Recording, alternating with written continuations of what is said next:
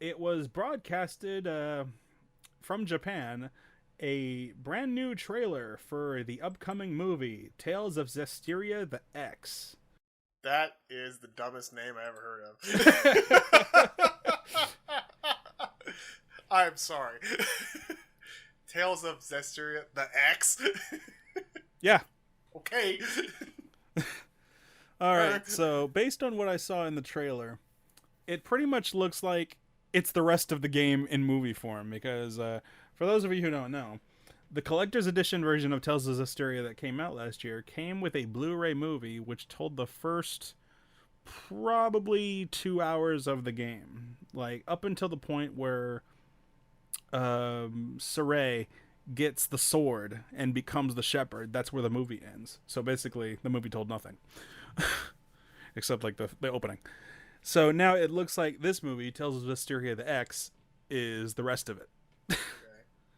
So if you don't feel like playing Tales of Zestiria, or if you don't have the console in which to play Tales of Zestiria, well, they're now making a movie about it, so that's cool, I guess. Yeah, I guess. These Tales movies are very... Well, these Tales animations, I don't know, they vary. There's some I like more than others. I mean, First Strike was okay, Tales of Vesperia. It was at first, but then you told me about it. Like, I don't know if this really fits or not. Well, the problem with it is that Tales of Vesperia, The First Strike, as a movie on its own, it's not bad. It's a good movie. But the thing is, it suffers just like Final Fantasy VII Advent Children, where it really contributes and adds nothing to the game. Right. Except more questions, because now you wonder, who are these twin characters from this movie that never appear at any point in time in the game? How come at any point in time in the game, none of the characters reference anything that happened in the movie, even though the movie's got some significant things you think they would have brought up? Like, like the how Yuri had like a fan wink over the captain. Right. Like, that was never brought up. Instead, in game, the whole reason why Yuri left the army in the first place was because he didn't like the way the system ran things. He didn't like having to constantly tell people that they can't do anything for them, or kind of going by the corrupt system that he pointed out, such as what Flynn was going towards, saying, oh, well, we're sorry that you civilians have to die today, but we promise we're changing things soon. He hated that. He wanted immediate action to save people, and the army couldn't do it. That was why he left, because he just hated the way they did things. Flynn, on the other hand, chose to stay because he believed in trying to change the system from the inside, changing it in their favor. But, like, again, that was just, we're wasting time. Like, people need help now, not tomorrow. But yeah, the movie kind of sort of changes that. It's like he left the army because he didn't want to be there without his captain anymore. Like, it kind of sort of changes the motivation of this character in a way that I'm not really okay with. So yeah, other than that, the movie really doesn't add anything to the story, except it just kind of changes things a little, and not particularly for the better. Otherwise, it's kind of forgettable. So, I really don't know. I mean, this could be good, it could be interesting, or it could just be completely forgettable. It just really depends on how they go with it. Yeah, like, what other... Okay, there was also the Tales of Eternia, the animated series. It had the same thing, where it told a story that took place in the middle of the game that just kind of is there. Like, whether you like it or not, it doesn't matter. It just told an interesting story. Some argue that the characters were a little out of character, and maybe. A lot of nakedness in that film, I must say. I'm not complaining. Lots of Well, there's going to be fan service, of course. Oh yeah, that's the point. Right. But yeah, Tales of Eternia, the animation, a 13-episode series. I liked it for what it was. It told an interesting story, if not a little kind of a weird one. Tales of Fantasia, I think, is probably the worst. Oh yeah. Tales of Fantasia, the animation, has got to be the worst offender. Okay. It cuts out so much of the storyline from the game and changes dialogue sequences that characters have no reason to be saying. That's the only one I like. I'm sorry, dude. That was like, damn. Like near the in the beginning, like Mint is they ask Mint like they ask Mint something and she says, "I believe that if there is evil in this world, it lurks in the heart of men." And I'm like, "What?" She has no reason to say that. That was Edward Morrison's line from the game, and he said it because in context it's what he went through. Mint has no relation to that line whatsoever. Okay. Yeah, and Morrison's not even in the Well, I'm not gonna defend it or anything, but I get what you mean. So, like I said, it's I don't know. I'm not taking it all that seriously. I don't expect this to be a great movie. It might be a fun little sidestep. It's just kind of interesting they're doing this with Tales of Zestiria because I kind of feel like we're kind of in the minority when it comes to Zestiria. There's a lot of people, or at least it's very mixed, where I don't know, it's very Man of Steel-ish, where there's people that love it or absolutely hate it. Yeah, because like I'll admit, my opinion has not changed on Zestiria. Like it's for what it is, it's a good game, but it did not break any boundaries. Like it's not great. Like visually, it's impressive because like as Tales games go on, yeah, they're only going to get better as consoles go on. It is the most beautiful Tales game we have seen visually today, in its 3D.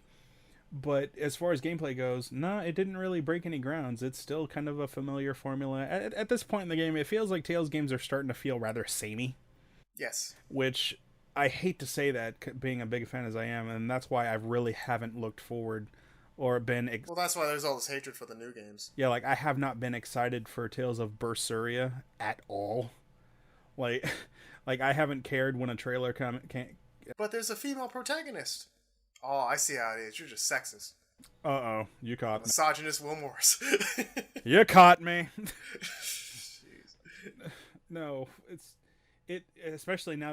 I'm actually very intrigued by Berseria. I'm actually more excited about Berseria than I am Yeah, because Berseria. Yeah, it takes place in the same universe as Zestiria. Right. It's a prequel. So, I don't know. Like, I'm just gonna go into it with zero expectations and just be like, okay, game, wow me. It's also being developed for the PS3 as well, which at this point it's like, okay, why? Oh yeah, you're upset because I get the chance to play it. No, I'm not upset. I'm just kind of like, They should be exclusive for the PS4, damn it. Like, oh, thanks, Bill.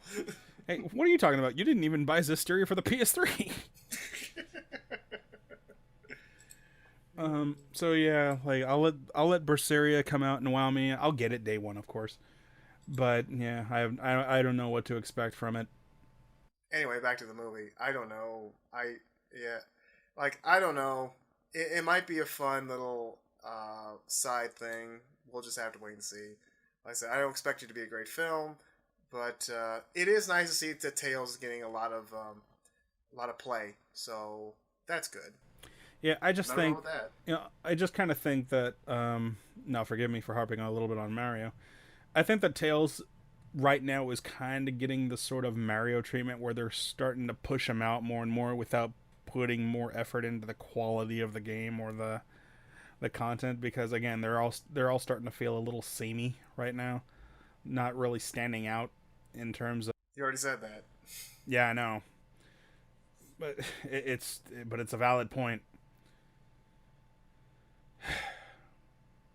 Just sitting here rolling my eyes, but whatever. Sorry. Am I wrong? Yes, whatever. How am I wrong? You Mario fanboy. It's a matter of opinion, but to me, I have a general love for most Tales games. Like a Tales game really has to fall on its ass in order for me to not like it. So Versus, but. None of them has been as bad as Versus, okay? Right. Like, but none of them have reached that point, but bottom line is, I think it's interesting. We'll see how this animation goes. I don't think it's anything to get hyped up for or get upset about. It's just kind of its own little side thing. We'll see how it is. It's cool that it's always cool to see Tales get some mainstream love like this. That's great. Now, will it come to America? That is the immortal question, isn't it? Right. So I think they said it would. it's going to get a world premiere sometime this summer. It's just going to premiere first in Japan. Now, if this movie does anything beyond our expectations and actually garners a huge following because of the quality of the film, that would be amazing. That's something to look forward to. I Mm-hmm. mean, it's not impossible, but the odds are, well, it's an anime Japanese movie, which at this point is kind of a dime a dozen. Right. Like, so we'll see. Now, because we're on the topic of Tales, and I'm sure people down in the comments are no doubt going to bring it up, the Tales of Retrospective. Here's what's going on, guys. It is nearly complete in terms of script writing. We are, because again, we know so much about the Tales of Eternia story that right now we're in the process of trying to trim it and make it like as quick we can go through it as quickly as we can without losing the fat, while also trying to be comedic about it.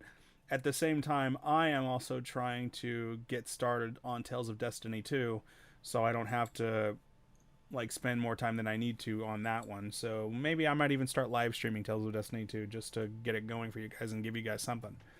So just know that it's not dead, it's not stopping, it's still going, it's just as strong as it ever has been. But again, take a look at our channel, see all the stuff we do, and please try to understand that there's a lot of work.